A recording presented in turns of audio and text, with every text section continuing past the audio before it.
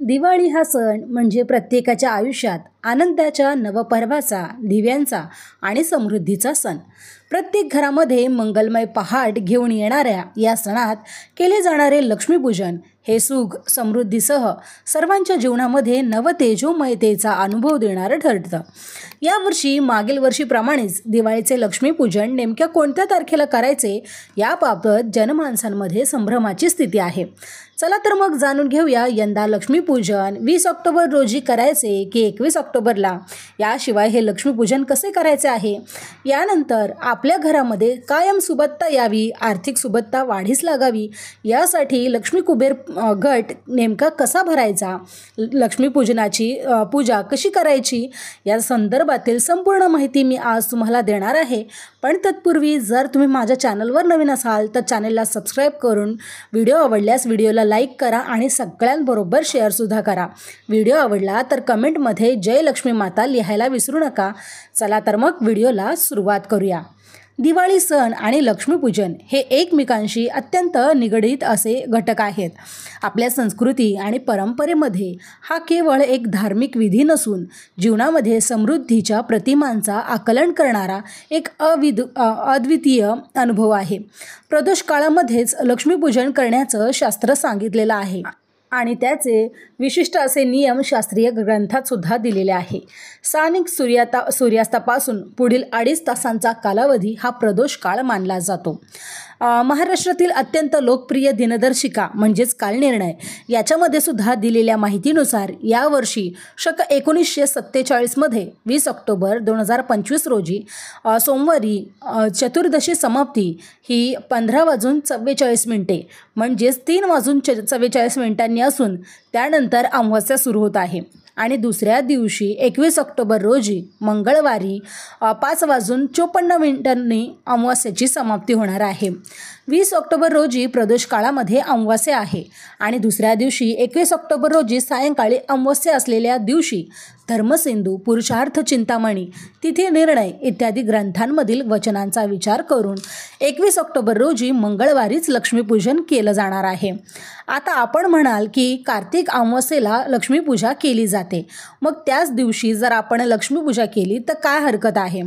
अर्थात पूर्व दिवशी प्रदोष व्याप्ती असून दुसऱ्या दिवशी 3 प्रहरांपेक्षा अधिक अमावस्या व्याप्ती आहे आणि त्यामुळे अमावस्येपेक्षा प्रतिपदा ही अधिक म्हणजे वाढीव असल्यामुळे लक्ष्मीपूजन दुसऱ्या दिवशी म्हणजेच अमावस्येच्या दिवशी 21 ऑक्टोबरला करायचं आहे आणि हे अमावस्या जे लक्ष्मीपूजन आहे हे शास्त्रसंमत आहे.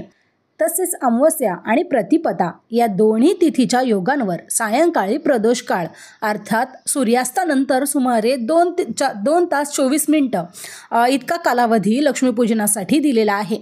प्रदोष काळात पूजा अमान्य असं आपल्याला जर समज असेल तर 20 ऑक्टोबर रोजी प्रदोष काळ असल्यामुळे अमावस्या तिथी ही प्रदोष व्याप्त असणार आहे. या उलट 21 तारखेला प्रतिपदा अर्थात वृद्धिंगत होणारी तिथी व्याप्त असलेली आहे. त्यामुळे अमावस्या लक्ष्मीपूजनासाठी अधिक योग्य अशी मानली जाणार आहे आणि असं धर्मग्रंथात धर्मसिंधू या ग्रंथात सुद्धा म्हटलं आहे. प्रदोष काळ भगवान शंकरांच्या पूजेसाठी सर्वात शुभ मानला जातो. या वेळेमध्ये पूजा केल्यामुळे त्याचे महत्त्व 1000 पट वाढते. तर लक्ष्मीपूजन तिथीला लक्ष्मीपूजेला महत्त्व दिले जाणार आहे आणि म्हणून प्रदोष काळामध्ये लक्ष्मीपूजन करणं योग्य ठरणार नाही. तसेच या दिवशी सोमवती अमावस्या सुद्धा आहे आणि त्यामुळे सोमप्रदोष काळ हा मोक्ष आणि अध्यात्मावर अधिक लक्ष केंद्रित करतो. तर लक्ष्मीपूजन हे भौतिक सुख समृद्धी मिळवण्यासाठी केलं जातं आणि त्यामुळे दोन्ही देवतांच्या उपासनेच्या वेळेत फरक ठेवला जातो. लक्ष्मीपूजनासाठी स्थिरता आवश्यक असते. स्थिर लग्न म्हणजे स्थिरता दर्शवणारा योग असतो.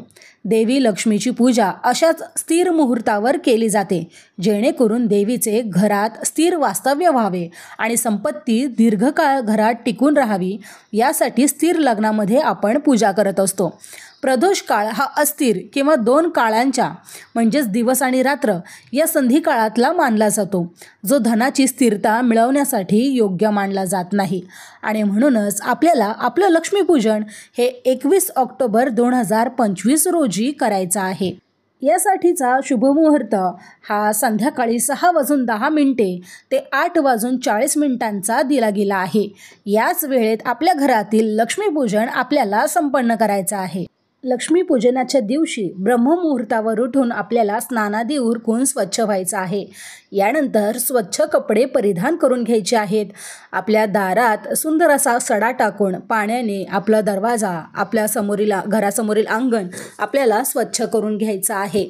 यानंतर दारामध्ये सुबक आणि रेखीव अशी रांगोळी काढून घ्यायची आहे। या रांगोळीला हळद कुंकू वाहून, अक्षता वाहून त्याला सुद्धा नमस्कार करायचा आहे। यानंतर घराच्या बाहेर दिवे लावून तुळशीसमोर दिवा लावून आपल्या घरातील सर्व देव धुवून स्वच्छ करायचे आहेत आणि देवापुढे सुद्धा तुपाचा किंवा तेलाचा दिवा लावायचा आहे। घरातील सर्व देवांची पूजा झाल्यानंतर आपल्या घरातील नैवेद्य म्हणजेच जे काही फराळाचा नैवेद्य असणार आहे त्यांपैकी एखादा नैवेद्य तुम्ही तुमच्या देवापुढे ठेवू शकता।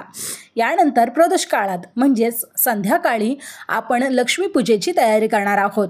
यासाठी व्हिडिओमध्ये दाखवल्याप्रमाणे साध्या आणि सोप्या पद्धतीने तुम्ही पूजेची मांडणी करू शकता। जे काही नागवेलीची पानं तुम्ही घेणार आहात ही प्रत्येकी जोड पानं तुम्हाला घ्यायची आहेत। लाह्या, बत्ताशा याशिवाय देवी लक्ष्मीची आवडती खीर तुम्हाला या दिवशी नैवेद्य म्हणून अर्पण करायचे आहेत। याशिवाय धनत्रयोदशीला ज्या पद्धतीने आपण 13 दिवे लावतो त्याच पद्धतीने नरक चतुर्दशीच्या दिवशी लक्ष्मीपूजन आलेलं आहे आणि त्यामुळे ही तिथी चतुर्दशीची असल्यामुळे 14 दिवे या दिवशी आपल्याला प्रज्वलित करायचे आहे। यांपैकी काही दिवे तुम्ही तुमच्या देवाऱ्यामध्ये लावू शकता। यानंतर तुळशीपुढे काही दिवे, दारात आणि मग घरात या पद्धतीनं दिवे तुम्हाला लावून घ्यायचे आहेत। याशिवाय स्वयंपाकघरात सुद्धा दिवे प्रज्वलित करायला विसरू नका। आपण धनत्रयोदशीच्या दिवशी खरेदी केलेली छोटी केरसुनी आज म्हणजेच लक्ष्मीपूजनाच्या पूजेमध्ये तुम्हाला ठेवायची आहे। याशिवाय घरामध्ये असलेले दागिने, पैसे या सगळ्यांची पूजा करायची आहे। या धनाची पूजा करून आपल्या घरात आर्थिक सुबत्ता यावी यासाठी देवी लक्ष्मीकडे साकडं घालायचं आहे। यानंतर या दिवशी विशेषतः तुम्ही लक्ष्मी कुबेर घट सुद्धा स्थापन करू शकता। हा लक्ष्मी कुबेर घट कसा स्थापन करायचा तर यासाठी तुम्हाला एक छोटासा कलश घ्यायचा आहे। हा पितळेचा असेल किंवा कांस्याचा घेतला तरी सुद्धा चालेल। यानंतर छोटी पितळेची ताटली घ्यायची आहे। या ताटलीमध्ये तुम्हाला तांदूळ ठेवायचे आहेत आणि या तांदळावर मग कलश स्थापन करून घ्यायचा आहे। या कलशामध्ये पुन्हा तुम्हाला स्वच्छ असे तांदूळ घालायचे आहेत। या तांदळावर हळद कुंकू वाहून घ्यायचं आहे। यानंतर या कलशामध्ये तुम्हाला 3 कवड्या, ज्या पिवळ्या कवड्या असतात ज्या लक्ष्मी देवीला अतिशय प्रिय आहेत त्या टाकायच्या आहेत। त्यानंतर 3 गोमती चक्र, यानंतर कमळगट्टे 3 तुम्हाला त्याच्यामध्ये टाकायचे आहेत आणि लाल गुंजा जो मिळतो 6 या पद्धतीने तुम्हाला टाकायचा आहे। याशिवाय 3 वेलची, एक छोटासा नारळ जर तुम्हाला मिळाला तर तो अवश्य टाका, नाही टाकलात तरीसुद्धा चालेल। यानंतर हळकुंड टाकायचा आहे आणि अशा पद्धतीनं या सगळ्यांवर सुद्धा हळद कुंकू वाहून घ्यायचा आहे। आपल्या घरात जेव्हा तुम्ही या लक्ष्मी कुबेर घटाची स्थापना करता त्यावेळी तुमच्या घरामध्ये आर्थिक सुबत्ता यायला मदत होते। आता हा घट नेमका कोणत्या दिशेला ठेवायचा? कुबेर घटाची स्थापना तुम्हाला आर्थिक सुबत्तेसाठी देवघराच्या उत्तर दिशेला किंवा ईशान्य दिशेला करायची आहे। लक्षात ठेवा, कुबेर हे यक्षामध्ये मोडतात, म्हणजेच ते देव दानव यांच्यामध्ये येत नाहीत तर ते यक्ष आहेत आणि यक्ष यांची दिशा म्हणजेच कुबेर देवाची दिशा ही उत्तर आहे आणि म्हणूनच उत्तर दिशेला जेव्हा तुम्ही हा लक्ष्मी कुबेर घट ठेवता त्यावेळी तुमच्या घरामध्ये लक्ष्मी स्थिर व्हायला मदत होते, आलेले पैसे टिकण्यासाठी मदत होते किंवा असलेल्या पैशांमध्ये वाढ व्हायला मदत होते। तर असा हा कुबेर घट किंवा लक्ष्मी कुबेर घट तुम्ही नक्की स्थापन करा आणि याचे काय परिणाम होतात ते कमेंटमध्ये नक्की लिहा। याशिवाय या दिवशी तुम्हाला आवर्जून रात्री 12 नंतर आपल्या घरामध्ये झाडू मारायचा आहे, म्हणजे आपल्या घरातील कचरा हा रात्री 12 वाजता आपल्या घराच्या बाहेर काढायचा आहे।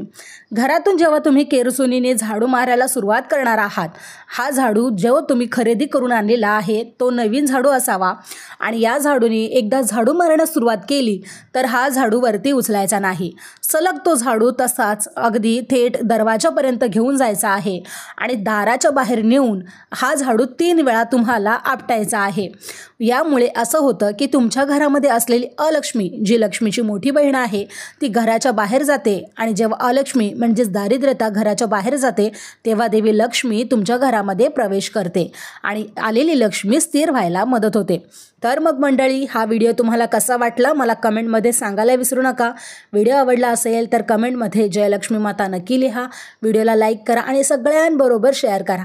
चला तर मग भेटूया अशाच एका नवीन व्हिडिओमध्ये अशाच महत्त्वपूर्ण माहितीसह. तोपर्यंत धन्यवाद.